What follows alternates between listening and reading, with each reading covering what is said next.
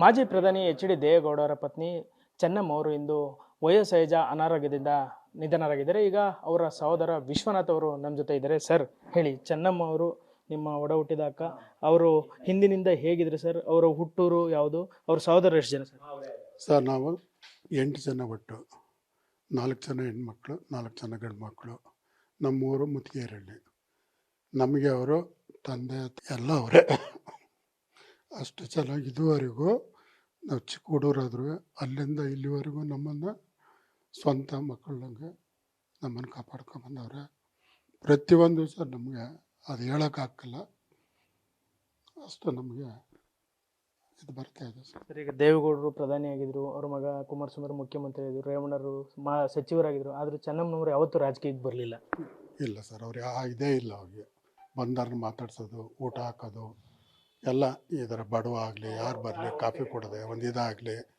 ಕೊನೆಗೆ ಯಾರು ಬಂದರು ಬಸ್ ಚಾರ್ಜ್ ಕೊಟ್ಟು ಬೆಂಗಳೂರಿಗೆ ಯಾಕೆ ಬಂದ್ರಿ ಅಂತೇಳಿ ಬಸ್ ಚಾರ್ಜ್ ಕೊಟ್ಟು ಕಳಿಸೋರು.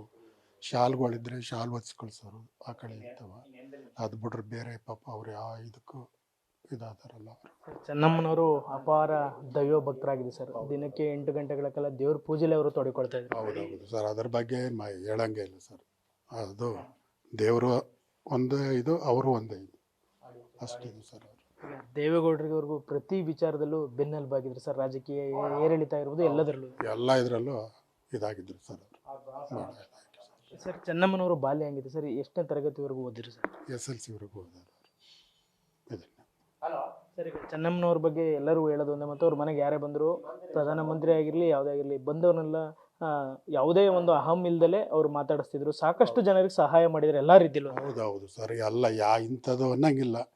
ಯಾರೇ ಬಡವ ಆಗಲಿ ಅವ್ನು ಶ್ರೀಮಂತ ಆಗಲಿ ಯಾವರೇ ಬರಲಿ, ಅದನ್ನು ಆ ಟೈಪು ಮನೆಗೆ ಬಂದರೆ ತಿಂಡಿ ಊಟ ಟೈಮ್ ಊಟ ಮಾಡಿ ಅನ್ನೋದು ಎಲ್ಲ. ಅದು ಇಲ್ಲ ಅಂದರೆ ದುಡ್ಡು ಕೊಟ್ಟು ಎಲ್ಲರೂ ಊಟ ಮಾಡ್ಕೊಳ್ಳಿ ಅನ್ನೋರು.